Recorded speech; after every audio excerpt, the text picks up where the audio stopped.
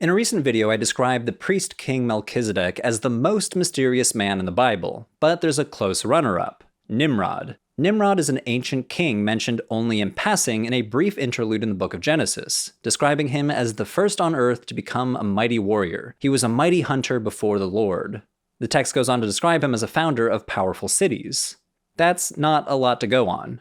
This short reference might hint at a much larger story that the biblical author may have assumed his readers already knew about, like some sort of Epic of Gilgamesh, but the biblical reference doesn't record any actual exploits or adventures. And as we've seen with obscure characters like Melchizedek and Enoch, later Christian and Jewish writers could not resist filling in the gaps. Like fanfiction writers, they turned Nimrod into all kinds of figures. A giant descended from the mysterious Nephilim, the mastermind behind the Tower of Babel, or even a tyrant who tried to kill Abraham in a fiery furnace. We'll dig into those legends later, but first let's tackle the version of Nimrod we get in Genesis. Unfortunately, archaeology doesn't help us that much. Despite the long lists of kings from the Sumerians, Assyrians, and Babylonians, a king named Nimrod never shows up. So scholars are left with questions. Was Nimrod a legendary hero, a garbled memory of a real king, or just a political allegory? To understand where Nimrod fits in the Bible, we first need to zoom out for a moment and look at the surrounding stories. The early chapters of Genesis, like the creation story, Adam and Eve, and Noah's flood, share many parallels with other ancient Near Eastern literature, like the Epic of Gilgamesh or the Epic of Atrahasis. And these chapters function somewhat like a self-contained mythological cycle, only loosely connected with the rest of Genesis. But after the flood, the biblical narrative begins to shift gears. Genesis chapters 10 and 11 act as a kind of bridge, moving the story from a mythic past into a fully populated world of well-established nations. Genesis chapter 10 kicks off this transition with a simple line. These are the descendants of Noah's sons, Shem, Ham, and Japheth. What follows is a long genealogy, often called the Table of Nations. It maps how the world is repopulated after the flood by tracing the descendants of Noah's 3 sons. According to the biblical scholar Thomas Hika, this is not just a list of names, it's a mythological map of the known world, an attempt to narrate the diversity of nations, peoples, and languages by linking them all back to one family. This method of storytelling is not unique to the Bible. The ancient Greeks did something similar. In a poem known as the Catalogue of Women, the Greek poet Hesiod traced the ancestry of the Greek people through genealogies of heroes. For example, he wrote that the man Deucalion, the Greek equivalent of Noah, had a daughter named Thea, who bore 2 sons, Magnus and Macedon. These sons became the legendary ancestors of the people of Magnesia and Macedonia. Hesiod also included figures like Arabus, the supposed ancestor of the Arabs. Now, of course, these stories are not historical in the modern sense, but they helped ancient readers understand where they came from, and how their neighbors fit into a shared mythic family tree. Genesis chapter 10 plays a similar role in the Hebrew Bible. So returning to Genesis, the actual story of Nimrod is just 4 verses long, tucked into the genealogy of a man named Cush, the Hebrew name for the ancient land of Nubia, just south of Egypt. It says Cush became the father of Nimrod. He was the first on earth to become a mighty warrior. He was a mighty hunter before the Lord. The beginning of his kingdom was Babel, Erech, Akkad, and Calneh in the land of Shinar. From that land he went into Assyria and built Nineveh, Rehoboth-ir, Calah, and Resen between Nineveh and Calah.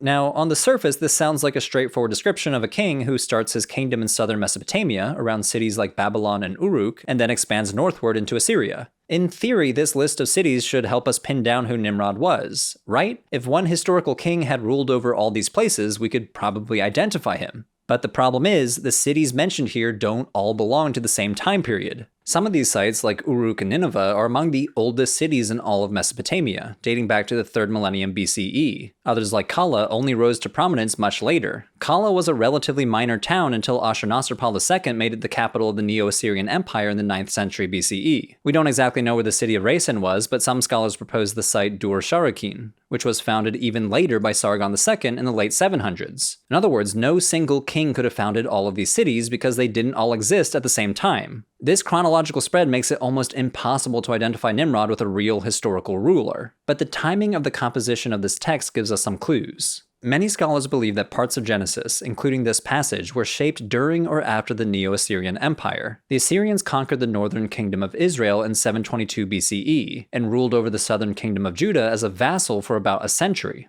When Assyria collapsed in 609, the Babylonians took over, and just a few decades later, they destroyed Jerusalem and ended the kingdom of Judah. This was a formative moment in the development of Israelite traditions, and it's not hard to imagine that older Mesopotamian legends entered Judean storytelling during this time, passed down through the Assyrians. And this portrayal of Nimrod as the founder of both very ancient cities and more recent Neo-Assyrian cities might reflect the political world of that time. The mix of cities from very different periods suggests that the figure of Nimrod was not drawn from one historical memory. By taking a less literal approach to the text, scholars have come up with a few theories about the identity of Nimrod. First, Sargon of Akkad.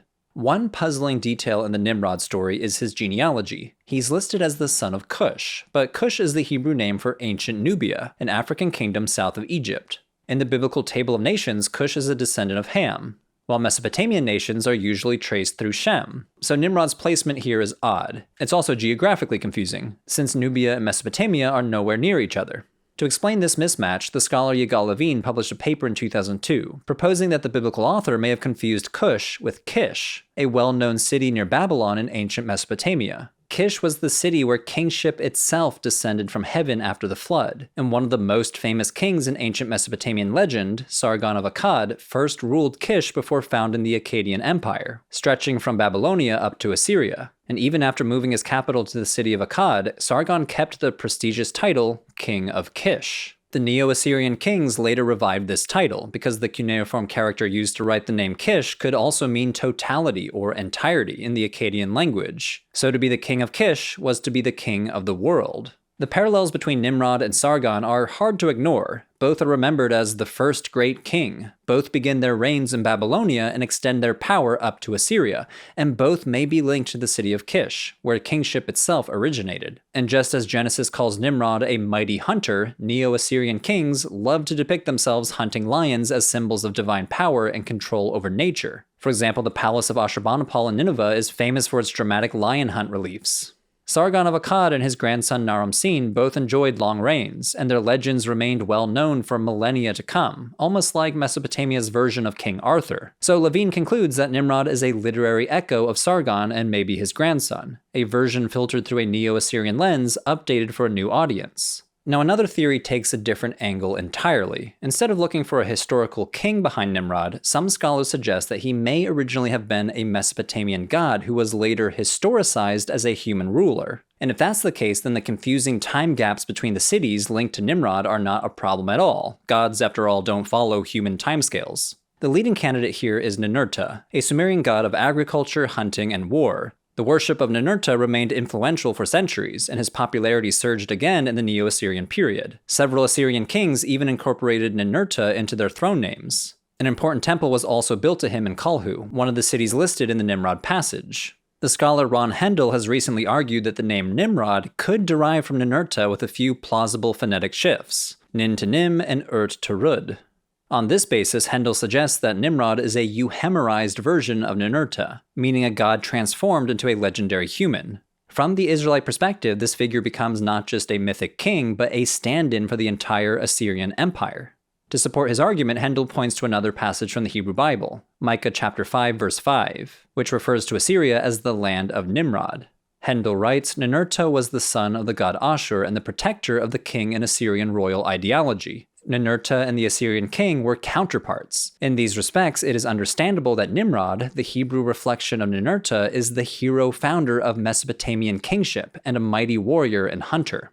Other scholars agree, describing the Nimrod passage as the vestiges of Mesopotamian mythological motifs purposefully reworked to make them more acceptable for an Israelite believer. Many scholars have pointed out that the name Nimrod contains the root word meaning to rebel in Hebrew, and Nimrod itself can be interpreted to mean we will rebel. Now, we don't know if this is coincidental or integral to the character of Nimrod, but Hendel speculates that it reflects the desire of the Israelites to rebel against Neo-Assyrian domination. One additional detail might support the Ninurta Theory. In 2 Kings chapter 19, the Assyrian king Sennacherib is said to have been assassinated in the temple of his god Nisroch, but there's no known Assyrian god by that name.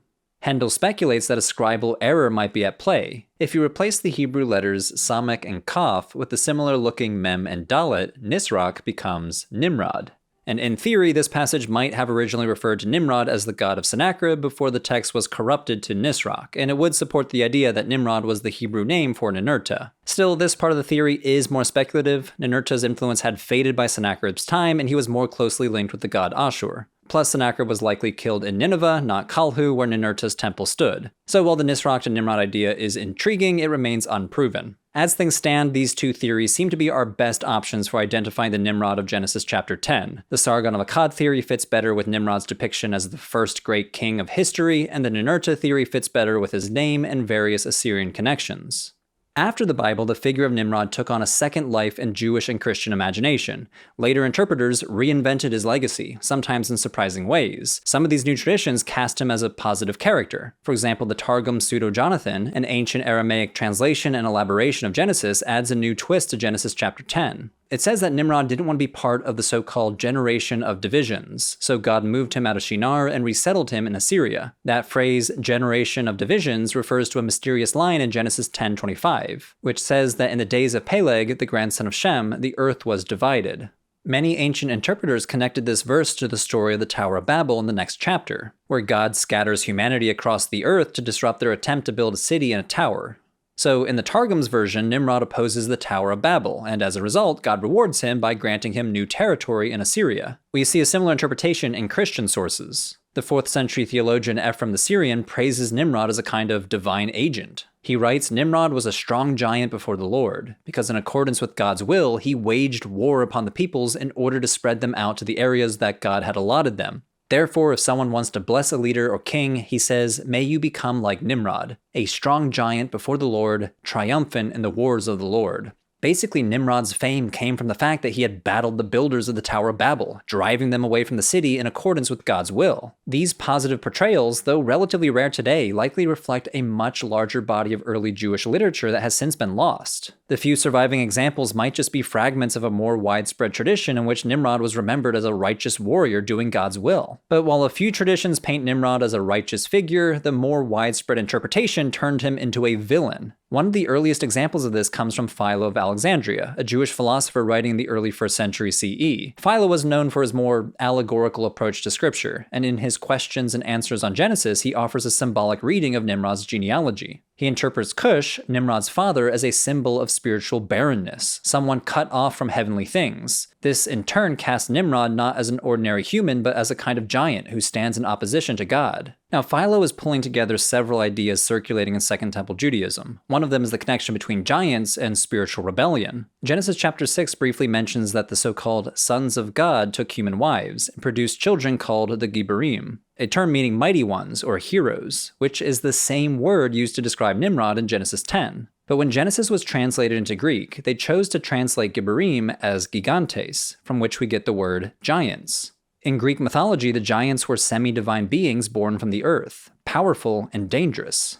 Over time, this translation led to a new interpretation, that the Gibborim were literal giants. Jews of the Hellenistic period were fascinated by the possibility that ancient giants had survived Noah's flood and had interacted with various biblical people and places. And for Philo, Nimrod was undoubtedly one of these giants, though it's not clear whether Philo literally believed this, since he treats it as another allegory. Philo also draws on another interpretive shift. The Hebrew phrase in Genesis 10 says Nimrod was a mighty hunter before the Lord, using a Hebrew word which usually means in the sight of, or as witnessed by. But the Greek translation renders it using the word enantion, which can mean against or in opposition to.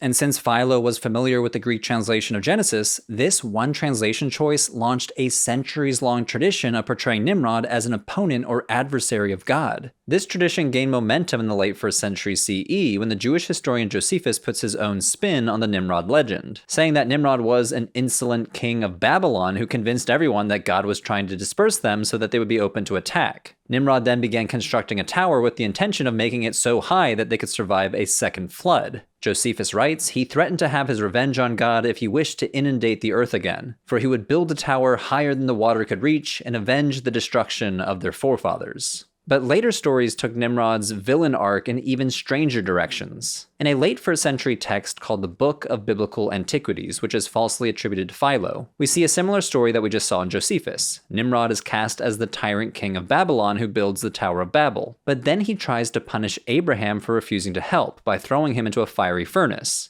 God saves him though. God stirred up a great earthquake, and the fire gushed forth of the furnace, and broke out into flames and sparks of fire, and consumed all them that stood round in the sight of the furnace. And Abraham rose out of the furnace, and the fiery furnace fell down, and Abraham was saved. If this sounds familiar, it should. It clearly rips off the Book of Daniel, where 3 Judeans are thrown into a furnace by King Nebuchadnezzar and walk out unharmed. Scholars believe that this Abraham story likely grew out of a pun on Genesis 15:7, where God says he brought Abraham out of Ur of the Chaldeans. In Hebrew, Ur can also mean fire, and that wordplay sparked centuries of speculation about Abraham surviving the fire of the Chaldeans. For example, in the rabbinic commentary called Genesis Rabbah, Nimrod becomes kind of a theological foil to Abraham. In a dramatic debate, Nimrod insists that fire is the most powerful force in the universe. He says, "Let us worship the fire."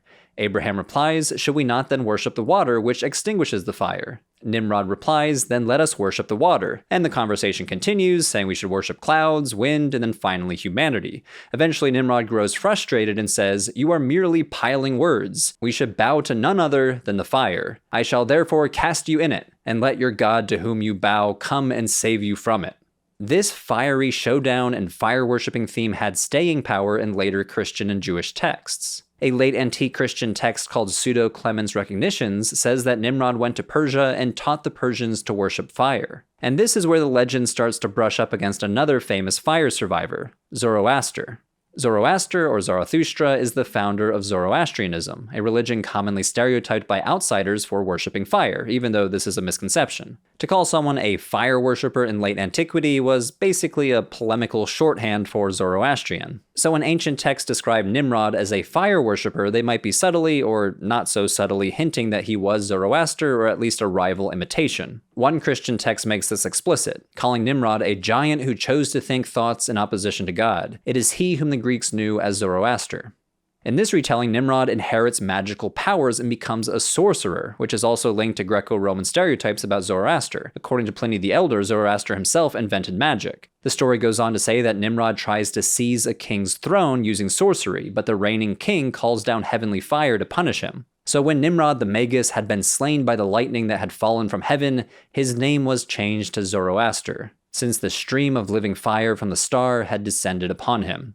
Aster is the ancient Greek word for a star, so the author here is using this etymology to explain the mythical transformation. Nimrod is renamed Zoroaster because divine starfire descended upon him. Now, not all versions are this explicit, but even when Zoroaster is not explicitly named, the connection between Zoroastrianism and Nimrod seems to linger for centuries. Rabbinical Jewish depictions of Nimrod as a fire worshipper and persecutor of Abraham may be a polemical move. In one Zoroastrian tale, Zoroaster is thrown into a fire by evil sorcerers and survives unscathed. But in the Jewish version, it's Abraham who walks out of the flames, and Nimrod who casts him into it. The scholar Yishai Kiel argues that by transforming Zoroaster into Nimrod, the villain, the rabbis reframe a competing religious founder as an arrogant tyrant who tried to kill Abraham, the true monotheist. It's theological one-upmanship through storytelling. So much like Melchizedek, Nimrod's story shows how the same person can be spun in totally different ways depending on who's telling the story. One moment he's God's mighty hunter, the next he's throwing Abraham into a furnace. That spin from hero to villain is something we face all the time when reading the news today. That's why I use Ground News, the sponsor of today's video. Ground News is a website and app on a mission to give readers an easy, data-driven, and objective way to read the news. They aggregate stories from a bunch of different media outlets and pair those stories with a visual breakdown of the political bias, factuality, and ownership of the sources reporting. For example, check out this story about the Trump administration rescinding a nearly $38 million fine against Grand Canyon University, a for-profit Christian university. Back in 2023, the Department of Education under the Biden administration fined GCU, accusing it of misleading students about the true cost of its doctoral programs. Only about 2% of students actually paid the price that the school was advertising, but the Trump administration dismissed the case. When we look up the story on Ground News, we see about 20 outlets covering the story, but the coverage overwhelmingly leans right when we check out the biased distribution. The factuality rating shows that over half of these sources have mixed reliability, while only about a third are rated as highly factual. And the ownership breakdown reveals who's behind the headlines, whether it's independent outlets, wealthy individuals, or major media conglomerates. The headline comparison tool also shows how each outlet is framing the story. The right-wing outlet Breitbart frames it along partisan lines and highlights the religious affiliation of the school. Trump's Department of Education rescinds Biden's $37 million fine on Christian University, while the left-leaning Freedom from Religion Foundation highlights the original allegations. FFRF blasts administration for dropping fine against misleading Christian University. This story shows up in another great tool on Ground News, their blind spot feed, which highlights stories disproportionately covered by one side of the political spectrum or the other, which can help you break out of media bubbles you might be stuck in. If you'd like to give Ground News a try, Ground News is giving viewers 40% off their Vantage plan. Go to ground.news/religion for breakfast or click the link in the description below to get started, and support an independent news platform working to make the media landscape more transparent.